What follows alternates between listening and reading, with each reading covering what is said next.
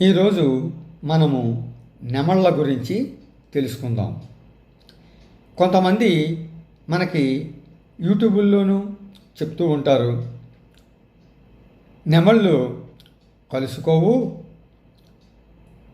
ఈ మగనెమలి కంటి నుంచి నీరు వస్తుంది, ఆ నీరు ఆడనెమలి తాగి గుడ్లు పెడుతుంది, ఆ గుడ్లు పొదిగిన తర్వాత పిల్లలు అవుతాయి అని చెప్తారు.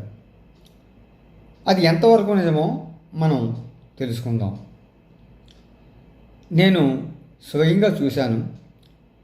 ఆగ్రాలో యమునా నది ఒడ్డున ఒక ఆశ్రమం ఉంది. ఆశ్రమానికి వెళ్ళాను నేను. ఆశ్రమం దగ్గర చాలా నెమళ్ళు ఉంటాయండి. మగ నెమళ్ళు ఉంటాయి, ఆడ నెమళ్ళు ఉంటాయి.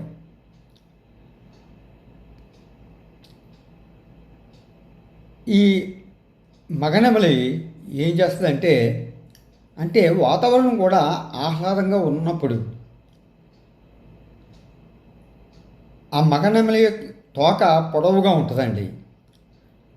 ఆడనెమలికి తోక పొడవుగా ఉండదు, కురసగానే ఉంటుంది. ఈ మగనెమలి ఆ తోకను విప్పి పెద్ద పురిగా చేస్తుంది, పెద్ద పురి విప్పుద్ది. చాలా అందంగా ఉంటుందండి. ఆ నెమలి పురి విప్పినప్పుడు చాలా అందంగా ఉంటుంది. ఆ నెమలి పించాలు ఎంత అందంగా ఉంటాయో అవి చూస్తేనే తెలుస్తుంది. మనకి కంటికి కూడా చాలా నయనానందకరంగా ఉంటుందన్నమాట ఆ పురి విప్పినప్పుడు. ఆ పురి విప్పి నాట్యం చేస్తుందండి మగనెమలి. అప్పుడు ఈ ఆడనెమళ్ళు ఏం చేస్తాయంటే అవి చూడడానికి వెళ్తాయన్నమాట, దగ్గరికి వెళ్తాయి మగనెమల దగ్గరికి. అప్పుడు మగనెమల ఏం చేస్తుందంటే ఈ ఆడనెమలతో సంభోగం చేస్తుంది.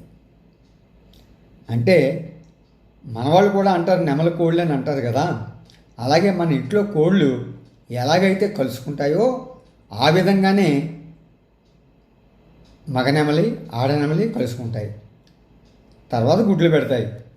అంతేగాని కంటినీరు త్రాగినంత మాత్రాన అవి గుడ్లు పెడతాయి అనుకోవడం, అది మరి ఎందుకంటారో నాకు తెలియదు. కానీ కొంతమంది అది అపోహే. ఆ విషయాన్ని మాత్రం మనం నమ్మకూడదు. నేను చెప్పేది సత్యం. కావాలితే మీరు చూడండి. నేను కొన్ని ఫోటోలు పెడుతున్నాను, వీడియో తీయడం కుదరలేదు అక్కడ. ఫోటోలు పెడతాను నేను. ఆ ఫోటోలు మీరు చూడండి.